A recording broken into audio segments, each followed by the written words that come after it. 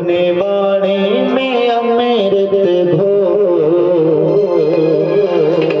हाँ अपने वाणी में अमृत घो, रचना राधे राधे बोल रचना। अपने वाणी में अमृत घोल रचना राधे राधे बोल रचना राधे राधे बोल। अपने बारे में अमृत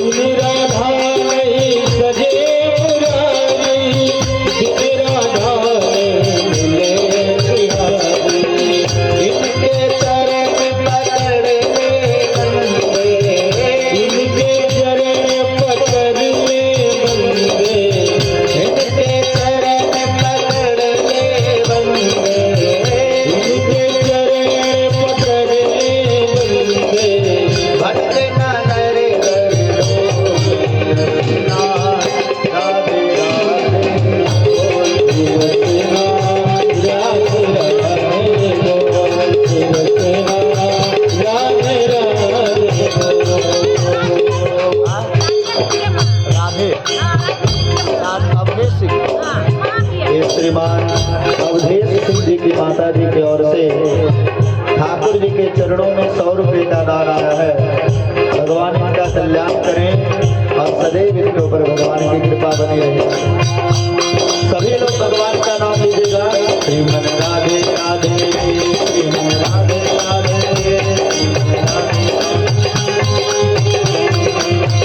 श्रीमन राधे राधे, श्रीमन राधे राधे,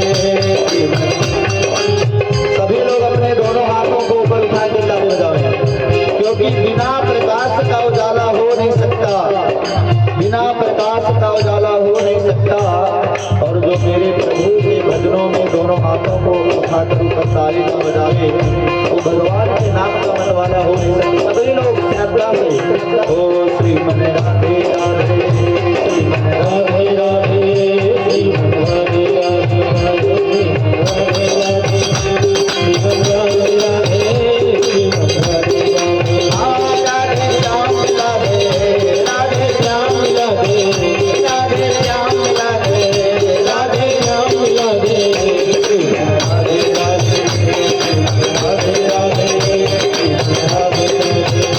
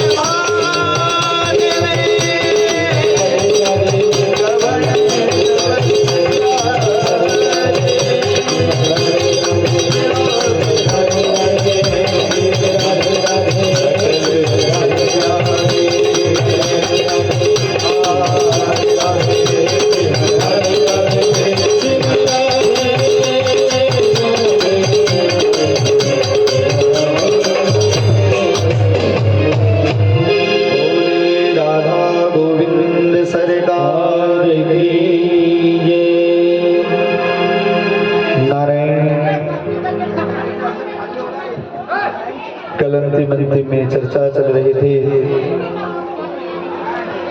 हम लोगों ने कथा के माध्यम से दर्शन किया। जय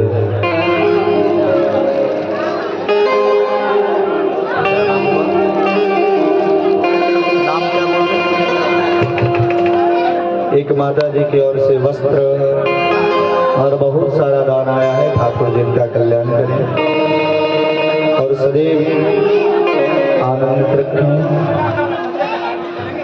नारायण कलंती मंदिर में ठाकुर जी की जन्म की कथा चल रही थी।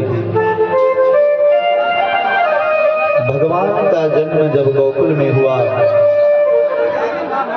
तो वाचयित्वा स्वस्तन्यं जात कर्मातिमजस्य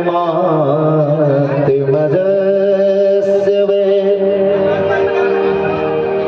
पितृदेवा कार्यामास विधिवत् पितृदेवार्चनं तथा। नंद बाबा के यहाँ जब लाला का जन्म भयो है तो नंद बाबा ने ब्राह्मणों को बुलाई। नारायण हम लोगों की परंपरा है, पीछे जो भी भैया अपने सेवा में लगे हैं आप लोग शांति पूर्वक अपनी सेवा को करें।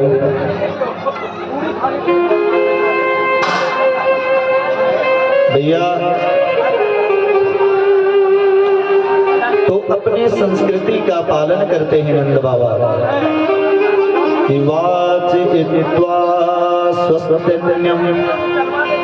ब्राह्मणों को बुलाया। उन लोग को भैया उन लोग को थोड़ा सा कहिए ना शांति से करें, बहुत बोलते हैं, बिल्कुल पीछे हो। जात कर्मात्मजस्य वे। ब्राह्मण लोग आए तो स्वस्ति वाचन आदि का शांति पाठ किया। नारायण ब्राह्मणों का सम्मान करना इसका अर्थ ये नहीं कि हम छोटे रो बड़े हैं। हमारी परंपरा रही कि जब भी बालक आदि का जन्म होता है, घर में किसी का विवाह होता है, जन्म से मृत्यु पर्यंत ब्राह्मणों की आवश्यकता पड़ती है।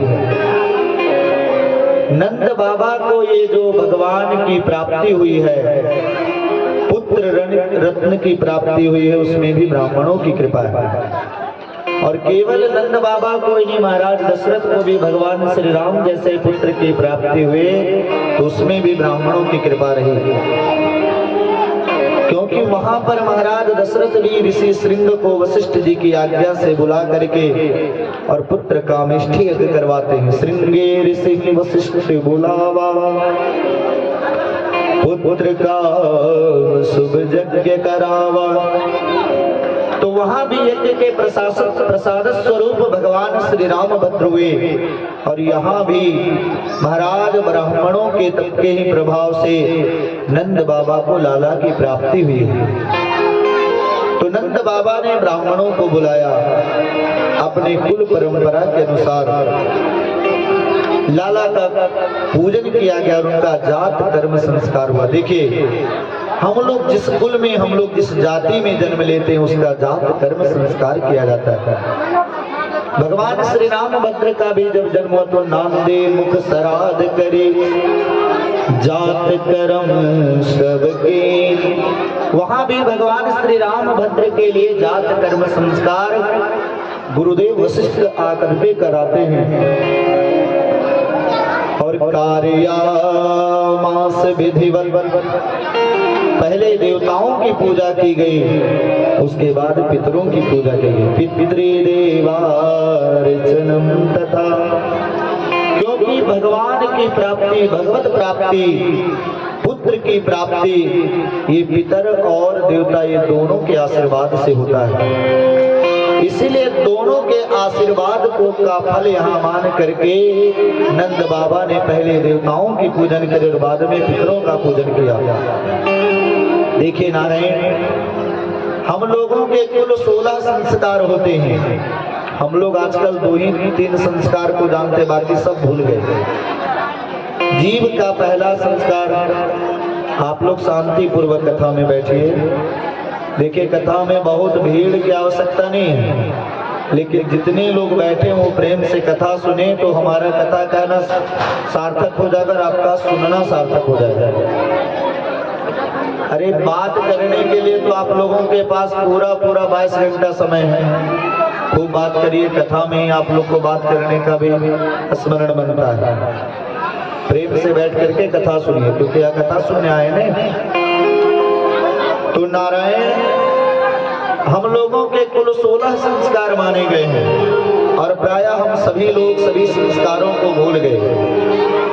केवल 2-4 संस्कार ही हम लोगों को ज्ञात रहा। जीव का पहला संस्कार क्या होता है? तो गर्भाधानम पुंसवनम सीमंतो जात कर्मचा नाम क्रिया कर्मणो प्रासनम वपन क्रिया कर्णा वेदो व्रतादेशो वेदारंभ क्रिया विधि। जीव का पहला संस्कार होता है गर्भाधान संस्कार, फिर पुंसवन संस्कार होता है, तीसरा सीमंतो नयन संस्कार होता है, फिर जात कर्म संस्कार होता है। भगवान का यहाँ जात कर्म संस्कार किया गया। नंद बाबा बहुत प्रसन्न हैं, और प्रसन्न हो करके नंद बाबा आज जो भी उनको मिलता वो सब लुटाते जा रहे हैं। सोना चांदी हीरा मोती जो मिल रहा है, बाबा सब कुछ लुटा रहे हैं। तो नारायण क्यों? क्योंकि नंद बाबा को इस बात का दुख नहीं है कि हम यदि कोषागार से कोष को खत्म कर देंगे तो भरेगा नहीं। करिए, आज तो लाला का जन्म हुआ है, और समस्त ब्रजवासी गा रहे हैं, अरे ब्रज में हो रही जय जयकार, नंद घर लाला जायो है, गज में हो रही जय जयकार। नंद घर लाला जायो है, लाला जायो है, सोदने लाला जायो है, लाला जायो है, सोदने लाला जायो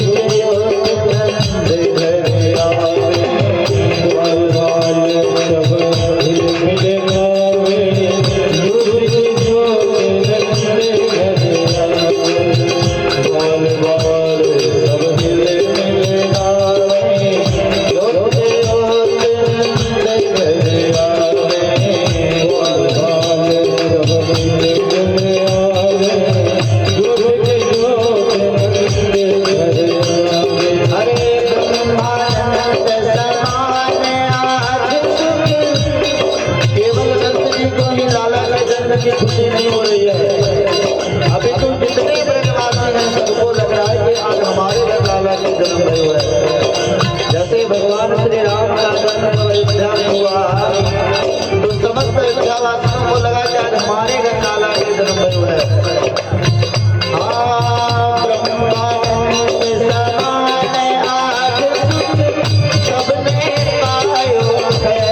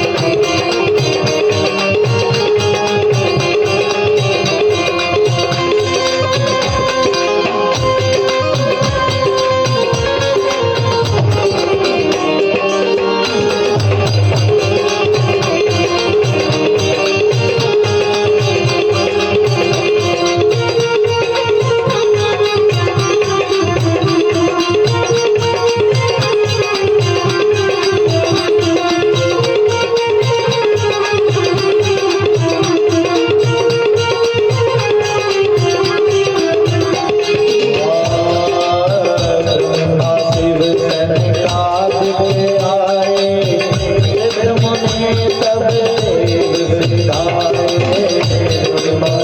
सरताज के आए सिद्ध मुनि सब देव सिधारे सरताज के आए सिद्ध मुनि सब देव सिधारे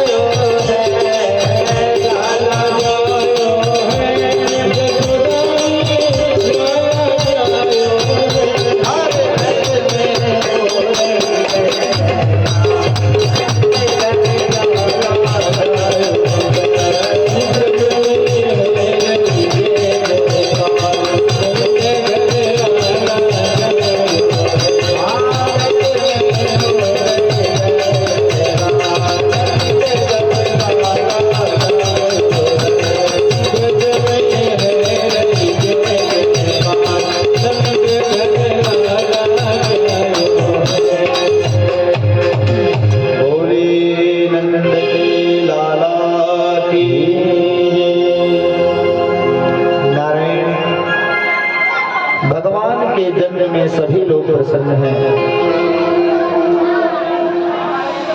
महेंद्र यादव पोता दिव्यांश। महेंद्र यादव। ये श्रीमान महेंद्र यादव जी के पोता दिव्यांश जी के द्वारा 50-51 रुपए का दान आया है। भगवान उनका कल्याण करें। और यदुवंश की कथा भी चल रही है और उनके द्वारा 50 रुपए का दान है। भगवान उनका कल्याण करें, सदैव उन्हें आनंदित रखे। बोलिए भक्तवत्सल भगवान की नारायण। महेंद्र सिंह सबसे पहले दिए थे एडवांस। अच्छा, ये श्रीमान महेंद्र सिंह जी सोनू बाबा को एडवांस में दिया था, इनका नाम नहीं बोले। इनके द्वारा भी 50 रुपए का दान आया है। भगवान इनका कल्याण करें और सदैव इन्हें आनंदित रखे। बोलिए भक्तवत्सल भगवान की नारायण। भगवान लाला के जन्म में सभी लोग प्रसन्न हैं, एक माँ रोहिणी को छोड़ करके। तो प्रश्न हुआ, क्या रोहिणी माता को कष्ट है, दुख है कि नहीं? नहीं, लाला के जन्म की तो बहुत प्रसन्नता माँ रोहिणी के अंतःकरण में है। लेकिन नारायण माँ रोहिणी के जो पति हैं, कौन? वसुदेव जी महाराज। वो कंस के यहाँ कारागार में बंद हैं, जेल में बंद हैं। और बलराम जी का जन्म तो लाला से पहले हुआ, लेकिन आज तक बलराम जी ने अपने आंख को नहीं खोला। बालक जन्म लिया और अभी तक वो कुछ देखता नहीं। इस बात का माँ रोहिणी के मन में बहुत कष्ट है। नंद रानी माँ यशोदा माँ रोहिणी के पास आती है कि देवी, आप हमारे लाला के जन्म में सम्मिलित नहीं होगी कि? तब लगा माँ रोहिणी को कि अरे चलो, ये कोई साधारण शिशु का जन्म नहीं है, ये तो जगत नियंता जगदाधार का अवतार हुआ है। और भाई पति तो समय पर आ ही जाएंगे, लेकिन अगर बधैया चुक गए, अगर ये जन्मोत्सव को चूक गए तो ये फिर लौट करके मिलने वाला नहीं है। इसलिए रोहिणी च महाभागा नंद गोपाल विनंदिता व्यचरद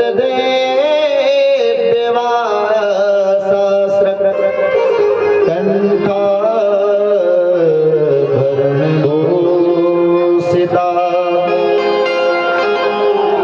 नारायण। इसलिए माँ रोहिणी अपने शरीर को बहुत सुंदर आभूषणों से सुशोभित की है, क्योंकि माताओं का सबसे महत्वपूर्ण यदि कुछ होता तो उनका श्रृंगार होता है। और बहुत श्रृंगार करके अपने लाला को साथ में ले करके और भगवान के दर्शन करने के लिए आई हैं। जिस बालक ने आज से पहले संसार को नहीं देखा था, बलराम जी ने लगा बलराम जी को कि अब तो हमारे प्रभु का अवतार हो चुका है। इसलिए बलराम जी ने अपने नेत्र को खोल करके सबसे पहले भगवान कृष्ण को देखा। बोलिए भक्तवत्सल भगवान की जय। और नेत्र की भाषा में बलराम जी भगवान कृष्ण से बोल रहे हैं। भगवान कृष्ण और बलराम जी का नेत्र मिला है। निगाहों ने निगाहों से बात कर ली और रहे दोनों खामोश, फिर भी बात कर ली। देखिए, नेत्र की भी अपनी एक भाषा होती है। बलराम जी ने कहा कि लाला, आज तक आपसे विहीन इस संसार को मैंने नहीं देखा, क्योंकि मेरे मन में यह विचार था कि यदि आपके से अलग होकर के, आपसे पृथक होकर के मैंने इस संसार को देखा तो माया शायद हमें अपने गिरफ्त में ना ले ले, अपने अधीन में नहीं ले ले। इसीलिए आज जब आपके जन्मोत्सव को सुना, तब आज सबसे पहले आपका मुख का दर्शन करके मैंने इस संसार को देखना प्रारंभ किया। भगवान कृष्ण ने भी कहा कि बलदेव भैया, जिस तरह आपने आज से पूर्व नहीं देखा तो मैं भी आपके लिए कम परिश्रम करके थोड़े आया हूँ, क्योंकि जन्म तो मेरा जेल में हुआ। अरे भगवान चाहते तो कंस को जेल में ही निपटा देते, उनके लिए क्या कठिन है। जब भगवान पूतना को निपटा सकते हैं तो क्या कंस को नहीं निपटा सकते थे? लेकिन भगवान कृष्ण कहते हैं कि बलदेव भैया, हम भी आपका दर्शन करने के लिए माँ यमुना को पार करके कल कल निनाद करके माँ यमुना प्रवाहित हो रही थी, लेकिन मैंने सोचा कि सबसे पहले चल करके बलदेव भैया का दर्शन करूं। लाला का बड़ा दिव्य जन्मोत्सव मनाया जा रहा है। और नंद कछु इतनो जो दियो, घन श्याम कुबेर के मति बोरी। नंद जी आज उदार मना हो गए हैं, जो हाथ लगता उसको उठा करके लुटा देते, लाला के मुख को भ्रमण करा के न्यौछावर कर देते हैं। अरे कुबेर भी लज्जित हो रहे हैं, जो देवताओं के कोषाध्यक्ष हैं, देवताओं के वित्त मंत्री कुबेर हैं। कुबेर सोचते हैं कि वाह, जितना नंद बाबा के खजाने में संपत्ति पड़ा हुआ है उतना तो हमारे कुबेर कोष में भी नहीं है। और देखत मोहि लुटाए दियो, ना बची बचिया छछिया ना बिछोरी। महाराज, सोने के पर्वत पहाड़ बना करके नंद बाबा ने दान किया है, तिल का पर्वत बना करके दान किया है। अष्टदान श्री नंद बाबा ने किया। और सब दान करने के बाद नंद बाबा को याद आया कि अरे कंस का कर रुक गया है, क्योंकि आज भी हम लोग टैक्स सरकार को देते हैं और पहले भी राजा लोगों को टैक्स दिया जाता था। इसलिए समस्त गोकुल वासियों को नंद बाबा ने कहा कि भैया आप लोग खूब लाला का बधाइया गाइए, और मैं तुरंत कंस को कर दे करके आता हूँ। कंस को जब कर देने गए तो कंस बोले, अरे नंद बाबा, मैंने सोचा कि इस बुढ़ापा में तुम्हारे यहाँ लाला का जन्म हुआ है, मैंने सुना है। नंद बाबा ने कंस के चरणों में प्रणाम करके कहा कि महाराज, ये आपकी कृपा है, ये आपके चरणों का प्रभाव है, क्योंकि मैंने तो आशा भी छोड़ दी थी लाला की। ये बहुत अच्छी बात है। जाइए नंद बाबा, आपके लाला 100 वर्ष तक जिए। और नंद बाबा जब कंस को कर दे करके लौट रहे थे तो इनको वसुदेव जी ने मार्ग में देख लिया। वसुदेव जी और नंद बाबा बचपन के मित्र हैं। वसुदेव जी ने मन में विचार किया कि मैं तो लाला को इनके भरोसे छोड़ करके आया, और नंद बाबा कहाँ पर डोल रहे हैं? मथुरा में। इसलिए हमें लगता है कि लाला के जीवन में कोई बहुत भारी संकट आने वाला है, क्योंकि कंस ने जब से सुना है कि तुम्हारे काल का जन्म हो गया, तब से अपने सभी गुप्तचरों को उसने आदेश दिया है कि जो भी 2, 4, 10 दिन पूर्व जिन बालकों का जन्म उन सभी को मार डालो। और इस बात को वसुदेव जी जानते हैं। वसुदेव जी ने कहा कि नंद बाबा, आपके यहाँ लाला के जन्म भयो है? कि हाँ महाराज, ये तो आपकी कृपा है। कि वह बाबा, हमें मिठाई भी नहीं खिलाई, पूरे गोकुल वासियों को आपने इतना दान दिया और हमारे लिए मिठाई भी नहीं बनती। तब नंद बाबा ने कहा कि महाराज, जरूर मिठाई खिलाएंगे, लेकिन ये दुष्ट कंस ने आपके 7 बालकों को मार डाला। एक कन्या हुई अंतिम में, वो भी उड़ करके चली गई। इसलिए बाबा, मैंने यह हिम्मत नहीं जुटा पाया कि मैं ये खुशी आपको कह पाऊं, तो क्या बड़े दुखी हो। अहो ते देव के पुत्र कंसेन बहवो हता, एका वसिष्ठा वरजा कन्या सापे दिवंगतः। महाराज, अंतिम जिस कन्या का जन्म हुआ वो कन्या आकाश में उड़ गई। कि बाबा कोई बात नहीं, अरे आपका लाला को भी मैं अपना ही लाला मानता हूँ, लेकिन बाबा हमें ऐसा लग रहा है, वसुदेव जी ने कहा, कि आपके गोकुल में कोई बहुत भारी संकट आने वाला है। इसलिए आप बहुत देर तक मथुरा में मत डोलिए, आप तो तुरंत गोकुल जाइए। नंद बाबा जो संकट का बात सुने कि तुरंत स्पीड अपने गति को बढ़ाया और गोकुल की ओर यात्रा की। लेकिन नंद बाबा नहीं आ पाए, उससे पहले आ गई पूतना मौसी, है नहीं।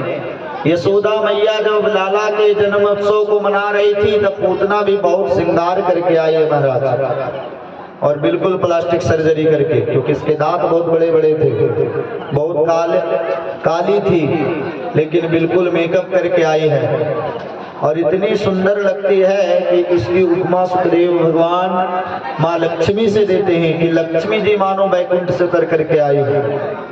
और इन्होंने यशोदा से कहा कि मैया मैंने सुना कि तेरे घर लाला का जन्म भयो। कि हाँ हाँ नंद रानी,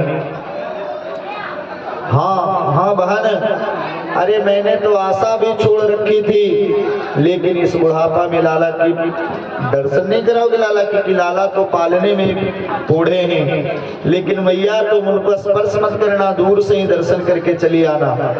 इधर नंदरानी भीड़ भाड़ में व्यस्त थी बधैया लुटाने में, तब तक पूतना तो भगवान के पालने के पास पहुंच गई।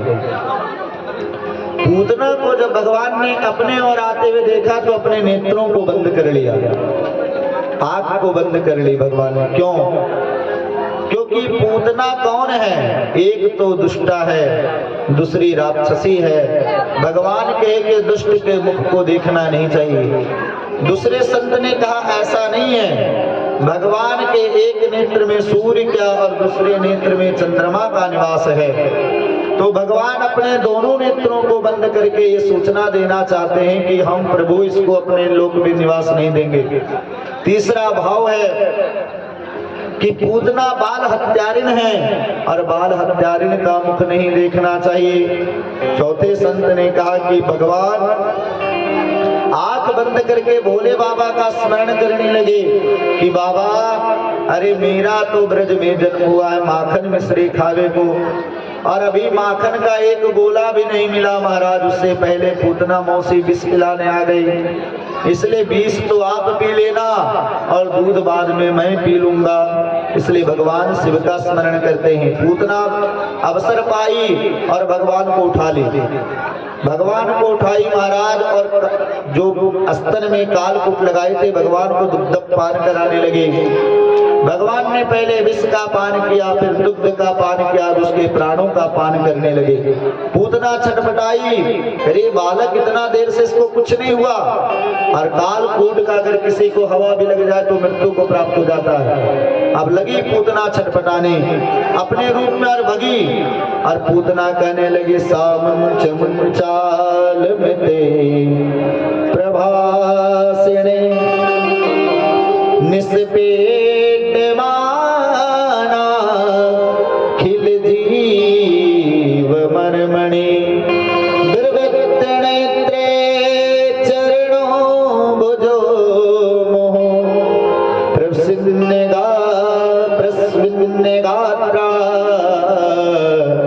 छिपते रुरोदहा।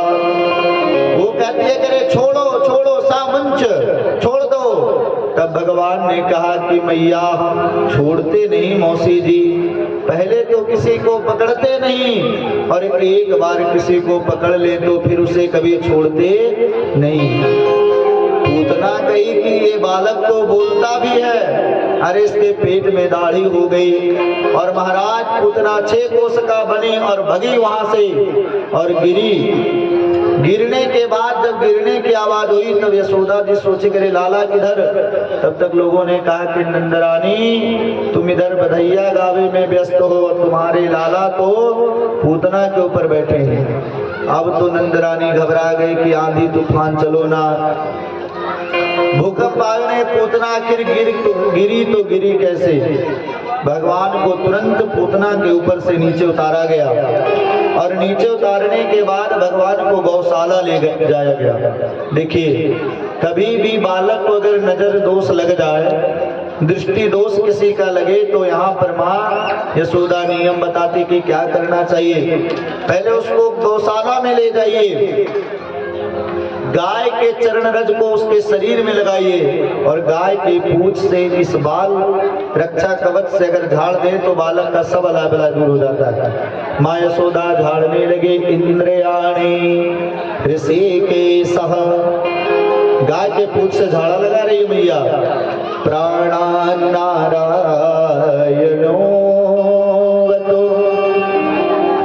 श्वेत दीप पतेश्चेतम मनो योगेश्वरो वतो। ऋषिकेश भगवान लाला के इंद्रियों की रक्षा करें, भगवान नारायण लाला की प्राणों की रक्षा करें। श्वेत दीप के अधिपति भगवान लाला के चित्त की रक्षा करें और योगेश्वर भगवान के मन की रक्षा करें। देखिए भगवान के नाम से ही भगवान को झाड़ा लगाया जा रहा है। इसीलिए कहा लगी नाम बड़ाई और राम न सके नाम गुण गाए। भगवान का नाम भगवान से भी बड़ा है, क्योंकि यहाँ पर भगवान के नाम से ही भगवान को झाड़ा लगाया जा रहा है। नारायण इसलिए भगवान नाम का आश्रय जो भी रीव लेता उसका कल्याण जरूर होता है। आइए हम लोग भी भगवान के मधुर भजन का आश्रय लें। अरे राम नाम अति मीठा है, कोई गा के देख ले। हाँ कृष्ण नाम अति मीठा है। सभी लोग आइएगा, है नहीं? अगर आप भगवान के नामों का आश्रय लोगे तो 84 के चक्कर में आपको नहीं पड़ना पड़ेगा। और ताली बजा भगवान का नाम लीजिएगा नहीं तो ठंडा अंदर से ऊर्जा रहेगा, ताली बजाएगा सब ठंडा गायब हो जाएगा। अरे कृष्ण नाम अति मीठा है, कोई गा के देख ले। आ जाते हैं राम कोई बुलाते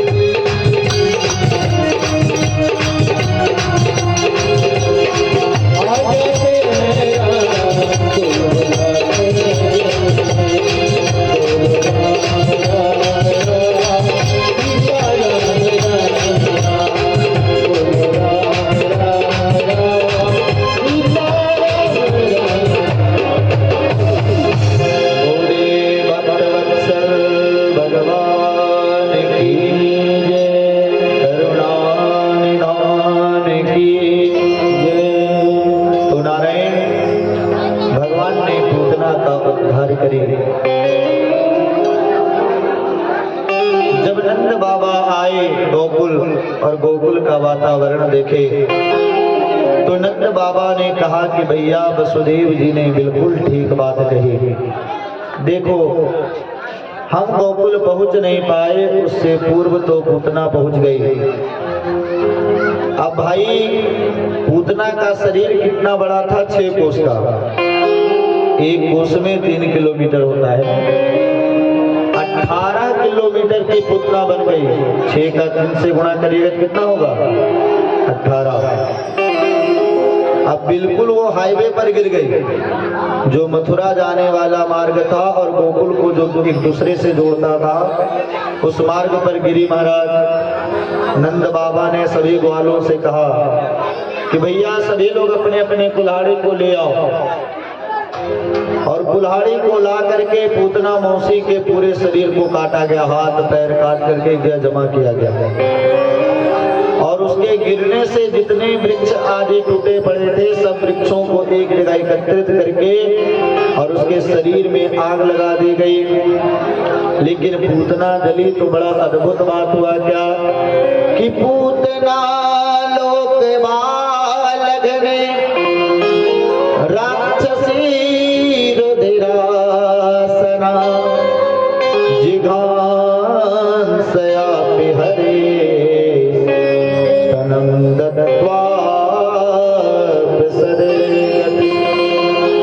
पूतना जब मरी तो उसके शरीर से एक बड़ा दिव्य पुंज तेज निकला, और वो तेज निकल करके भगवान में प्रवेश कर गया। बोलिए भक्तवत्सल भगवान की जय।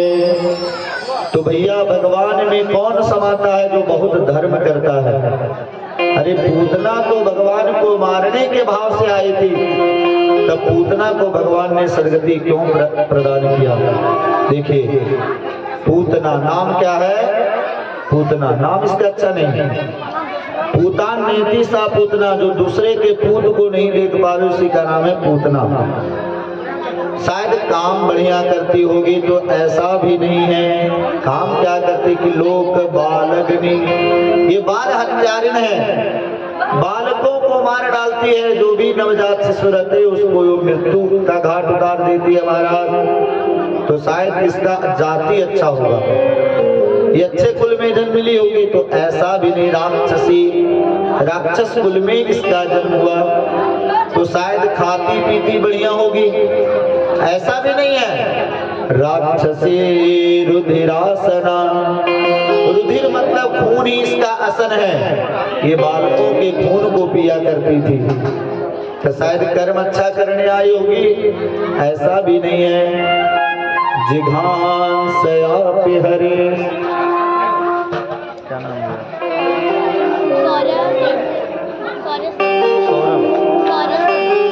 ये सौर्या सिंह जी के द्वारा 100 रुपए का दान आया। भगवान उनका कल्याण करें और सदैव उन्हें आनंदित रखें। तो नारायण शायद अच्छा कर्म करने के भाव से आए होगे, ऐसा भी नहीं है। जिघांसया पिहरे, भगवान को मारने की इच्छा लेकर के आई थी, ऐसे पूतना को भी भगवान ने सदगति प्रदान किया। क्यों? इसको तो नर्क होना चाहिए क्योंकि बाल हत्यारिन थी। तो भगवान से किसी ने पूछा कि ऐसे बाल हत्यारिन को आपने अपना धाम क्यों दिया? ठाकुर जी ने कहा कि भैया ये कुछ भी करती हो, लेकिन कार्य तो इसने वही किया जो कार्य मैया यशोदा करती है, क्योंकि माँ यशोदा भी हमें दुग्ध पान कराती है। इसका हेतु कुछ भी रहा हो, लेकिन कार्य तो इसने माँ यशोदा का। जानते भगवान न जाने कौन से गुण पर दया निधि दी जाती। अरे भगवान को दया करने की कोई बहाना मिलनी चाहिए, भगवान उसी बहाना में जीव का कल्याण कर देते। नारायण देखिए, भगवान के 24 अवतार में प्रधान 2 अवतार हैं, एक राम जी का और दूसरा कृष्ण जी का। भगवान श्री राम के कितने मैया हैं? 3। कौन कौन? माँ कौशल्या, माँ कैकेयी और माँ सुमित्रा। हाँ, आप जब अन्य गीतावली आदि का दर्शन करिएगा, वहाँ 7 लाख 700 मैया का उल्लेख मिलता है। 5 लागत लेन सिखावत सही सरिस 7 अरुसाता। वाल्मीकि के अनुसार 360 मैया, लेकिन प्रधान 3 माताएं भगवान श्री राम की है। अच्छा, कृष्ण जी की कितनी माताएं हैं? इनकी भी 3 माँ है।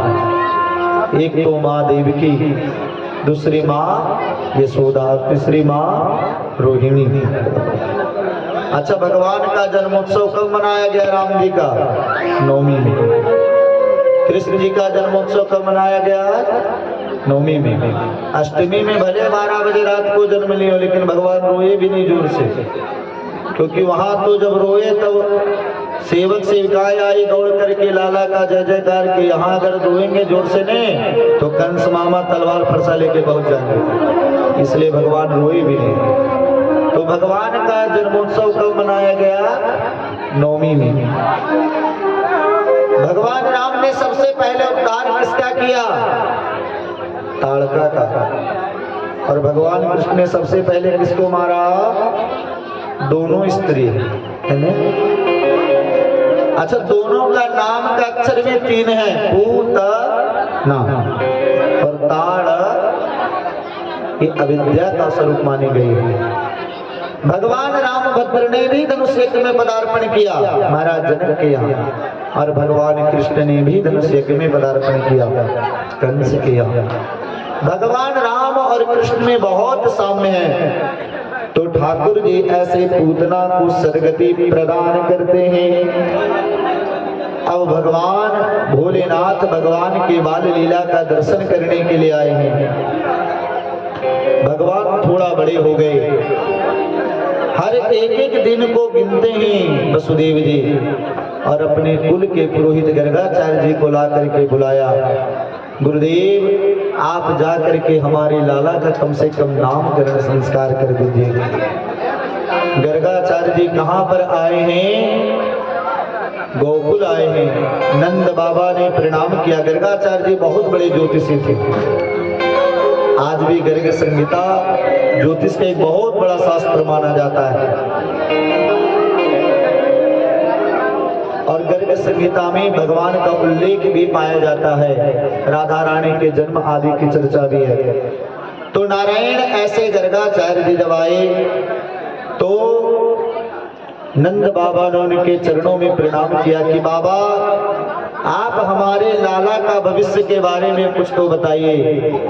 तो गर्गाचार्य जी ने पूछा कि आपके लाला का नाम क्या है? कि नाम बताओगे तभी तो उनका मैं राशि से देखूंगा कि उनके जीवन में क्या घटना घटने वाली है। अरे बाबा, आज तक हमने लाला का नाम ही नहीं रखा कि लाला का जन्म का कितना समय हो गया कि 1 वर्ष, कि वाह बाबा 1 साल का छोरा हो गया, लेकिन अभी तक आपने नाम नहीं रखा।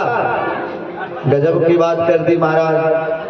तब नंद बाबा ने कहा कि बाबा, अब आप यहाँ पधारे हो, आपसे बढ़िया नाम रखने वाला और कौन हो सकता है, इसलिए हमारे बालकों का नामकरण संस्कार आप कर दे।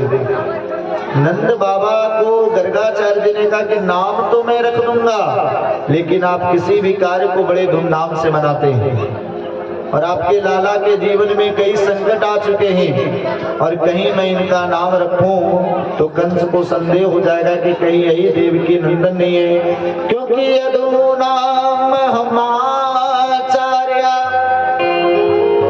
ख्यातश्च भुवि सर्वतः सुतम मया संस्कृतं ते मन्यते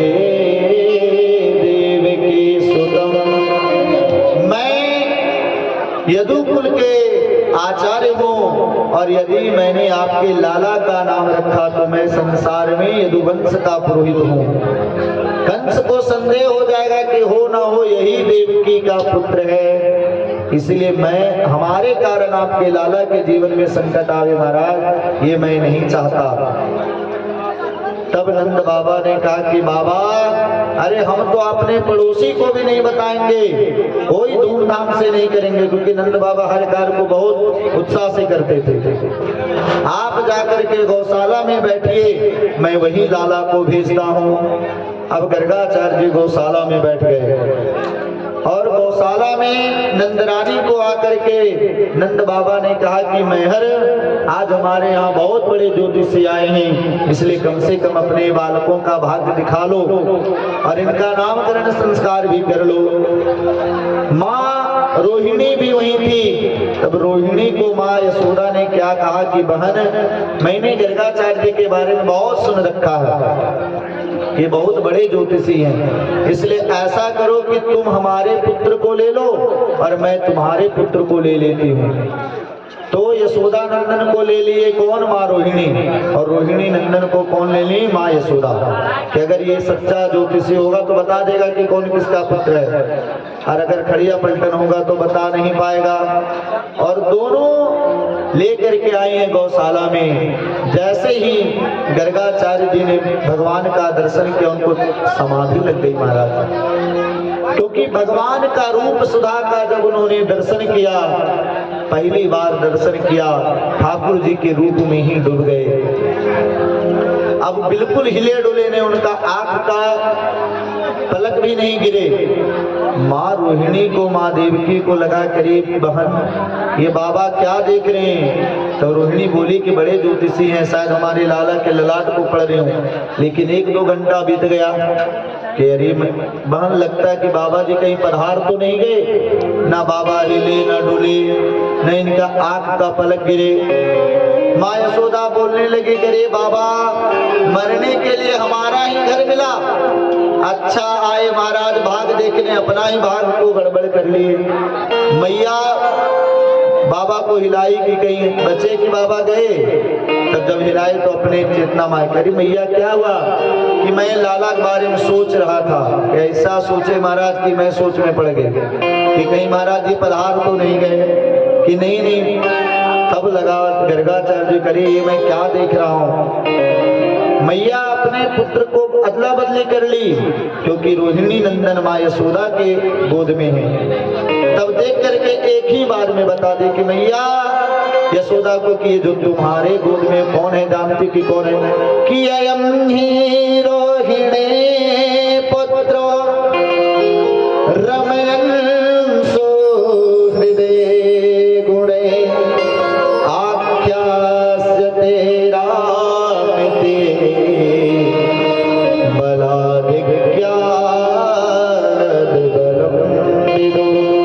मैया जो तुम्हारे क्या नाम हुआ इनका? नाम पूछ लीजिए। नाम क्या हुआ? सौरभ, सूर्या सिंह। अच्छा। ये सूर्या सिंह जी के द्वारा ठाकुर जी के चरणों में 100 रुपये का दान आया। भगवान इनका कल्याण करें और सदैव इन्हें आनंदित रखे। तो कि मैया यशोदा, ये जो तुम अपने गोद में बालक ले, तुम्हारा बालक नहीं, तो रोहिणी नंदन है। मैया ये बलों की अधिष्ठाता होंगे, बलों की पराकाष्ठा होंगे, बल की पराकाष्ठा होंगे, इसलिए मैं इनका नाम बलराम रखता हूँ। बोलिए बलराम जी महाराज की नारायण। जैसे माँ यशोदा ने इस बात को सुनी, करिए मैया ये तो सच्चे महात्मा लगते हैं, ये सच्चे ज्योतिषी हैं। तुरंत सोना चांदी महाराज जी के चरणों में चढ़ाया जाने लगा कि बहुत बड़े ज्योतिषी हैं, कि बहुत अच्छा महाराज। अब बताओ मेरे लाला का नाम क्या है? कि आसन वर्णास्तरोहास्य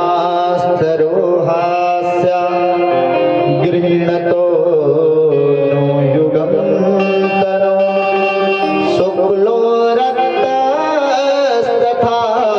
पीता इदानीं कृष्णकांतका।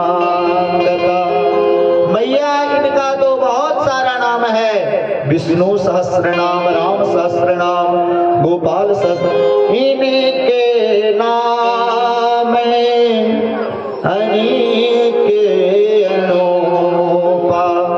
इनका बहुत सारा नाम है मैया, लेकिन ये अपने द्वारा लोगों को आकर्षित कर लेंगे, इसलिए मैं इनका नाम कृष्ण रखता हूँ। बोलिए कृष्णचंद्र महाराज की। दोनों रानियों ने बहुत गर्गाचार्य के चरण में दान दक्षिणा चढ़ाया। महाराज अब भगवान थोड़ा थोड़ा बड़े हो गए।